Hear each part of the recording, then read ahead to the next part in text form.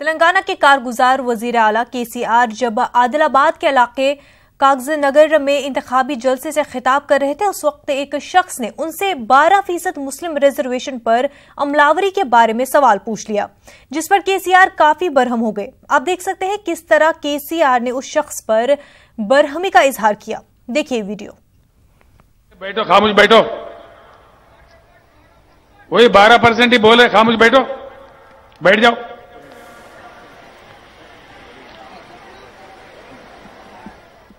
వాటేవాడు 12% వాడేవాడు చెప్తా కదరా भाई, తొందర ఎందుకు పడుతున్నావు? बैठो, खामोश बैठो, बोलो, बैठो, बैठो ना। तुम्हारे बाप को बोलूंगा, क्या बात है? वो माइंड सेट खराब हो गया, बेजार है। कोई एक बोला कि भाई रिजर्वेशन के बारे में क्या हुआ, रिजर्वेशन के बारे में क्या, बैठ, तुम क्या रे, मैं तेरे बोलना क्या बोले तो अवाम के साथ कितना बदतमीजी कर रहा, इससे समझ जाओ केसीआर की जो पार्टी है वो कमजोर हो गई, महाकूटमी एडवांस हो गया। जबकि कोदंडराम और उत्तम कुमार रेड्डी और उसके बाद चंद्रबाबू, राहुल गांधी एक हो गए, सीपीआई भी इसके साथ मिला। इसी वजह से हर जगह एक लहर चल रहा महाकूटमी का, इसी से उन्हें परेशान होके अवाम को भी डरा रहा।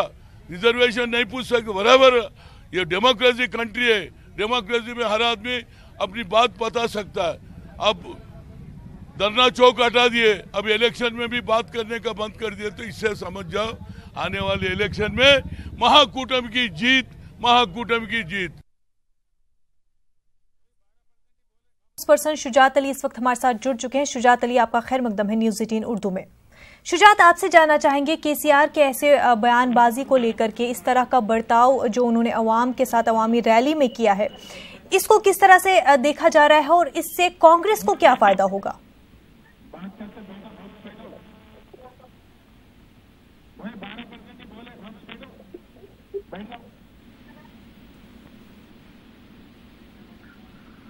मुनज़्ज़ा, मैं आपको एक बात बहुत ही वाज़ेह तौर पर बताना चाहूंगा कि केसीआर ना तो पॉलिटिशियन है, ना ही जो है स्टेट्समैन है।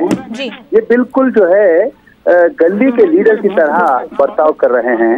इलेक्शन में लोग जो होते हैं, पॉलिटिशियन जो होते हैं, बड़ी इंतज़ारी के साथ, बड़े प्यार के साथ वोट मांगते हैं। उन्हीं की पार्टी का एक नौजवान लड़का पूछता है कि मुख्यमंत्री जी, चीफ मिनिस्टर साहब, 12% का क्या हुआ?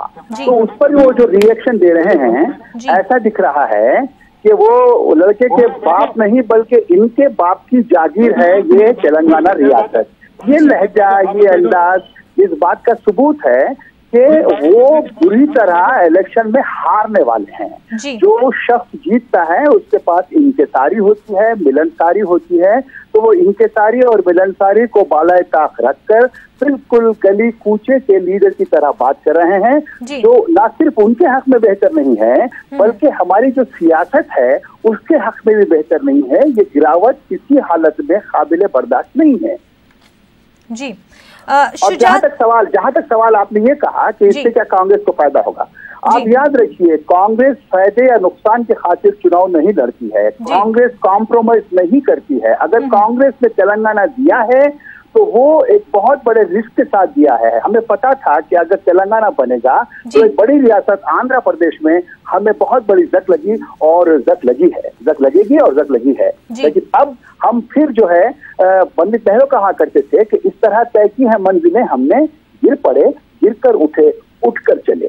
जी शुजा साहब, आपसे बात करते रहेंगे। हमारे साथ टीआरएस लीडर आबिद रसूल खान साहब भी जुड़ चुके हैं। आबिद रसूल खान साहब, आपका खैर मकदम है न्यूज़ 18 उर्दू में। आपसे जानना चाहेंगे कि टीआरएस ने 12% रिजर्वेशन का वादा किया था, बिल पास हो गई लेकिन सेंटर से वापस आ गई, ना कोई उस पर धरना दिया गया, ना ही कोई बात की गई। 4.5 साल हो गए लेकिन इस बिल को इम्प्लीमेंट नहीं कराया जा सका। पर अब जब अवाम सवाल कर रही है तो इस तरह का रवैया मिल रहा है टीआरएस से। देखिए मैम, ये जो बिल पास हुई है ये एक लैंडमार्क बिल है असेंबली में 12% रिजर्वेशन के लिए। और आपको भी पता है, अवाम को भी पता है कि सेंट्रल गवर्नमेंट इस टाइम पे बीजेपी की है और वो नहीं चाहती है, खुले अल्फाज में उनके लीडर भी बताएं कि हम रिजर्वेशन मुसलमानों को नहीं देंगे। इसके बाद भी हमारी पूरी कोशिश है कि सेंट्रल में ये बिल को पार्लियामेंट में पेश किया जाए और इसको हम पास कराएं। ये जो हमारे साथ रवैया बीजेपी का था कि हम बिल पास नहीं करेंगे, इसी रवैये पे केसीआर साहब ने डिक्लेयर किया है बीजेपी को सपोर्ट नहीं करेंगे, ना बीजेपी को तेलंगाना में कदम लगाने देंगे। और पर आबिद रसूल खान साहब, आपका कहना है कि बीजेपी की वजह से, बीजेपी के रवैये की वजह से जो है ये बिल जो है पास नहीं, इम्प्लीमेंट नहीं हो पाई। लेकिन देखा गया है कि टीआरएस का एक सॉफ्ट कॉर्नर रहा है बीजेपी की तरफ, जब भी कोई मुद्दा उठाए तो नहीं था। हुकूमत चलाने के लिए कुछ चीजों की जरूरत होती है। सेंट्रल में उनकी गवर्नमेंट है और स्टेट में हमारी गवर्नमेंट है, तो कुछ चीजों के लिए, कुछ एक्ट के लिए, कुछ पार्लियामेंट के प्रोसीडिंग्स के लिए जरूरत होती है कि अंडरस्टैंडिंग में काम हो, और वो अंडरस्टैंडिंग है। पर उससे हटके क्लियरली केसीआर साहब, केटीआर साहब और हम खुद भी बताए हैं कि बीजेपी के साथ हमारा कोई समझौता नहीं है, ना हम समझौता करेंगे, और बीजेपी को तेलंगाना में आने से हम पूरी कोशिश करके रोकेंगे। हमारा जो रहेगा फेडरल फ्रंट के साथ हमारी दोस्ती रहेगी अगर बनता है तो, या नहीं तो हम एक रीजनल पार्टी के तौर पे तेलंगाना में काम करेंगे। मैं आपको ये भी बताना चाहूँगा, जैसा कि कांग्रेस के मेरे दोस्त स्पोक्स पर्सन ने बताए हैं कि हम कॉम्प्रोमाइज नहीं करेंगे, तो यहाँ पे जो टीडीपी के साथ उनका समझौता हुआ है, ये चंद्रबाबू नायडू जिम्मेदार थे गुजरात के राइट्स में, उन्हें एनडीए के कन्वीनर थे, उन्होंने उंगली भी नहीं उठाई, और गुजरात में मासूमों की जान जब जारी थी तो ऐसा कदम नहीं उठाया जिससे वो रोक सकते थे।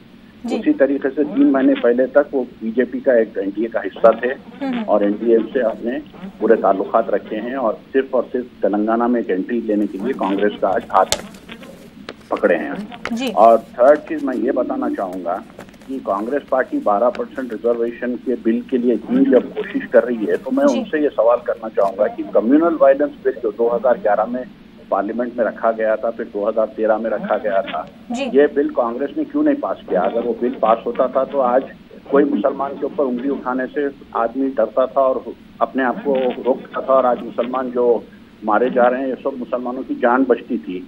और तीसरी बात अहम आपको बताऊंगा कि 4% रिजर्वेशन जब स्टेट में दिया गया था तो ये हाई कोर्ट के ऑर्डर आया था कि इलीगल है। उसके बाद ये सुप्रीम कोर्ट में स्टे के ऊपर आज तक चल रहा है, जबकि कांग्रेस गवर्नमेंट स्टेट में थी, सेंटर में थी, इसको पार्लियामेंट में नहीं रखा गया, ना पार्लियामेंट का इसको अप्रूवल दिया गया। तो किसकी नीयत साफ है, किसका काम कैसा है, आप इससे समझ सकते हैं, और इसको आप खुद ही आवाम भी समझ सकते हैं।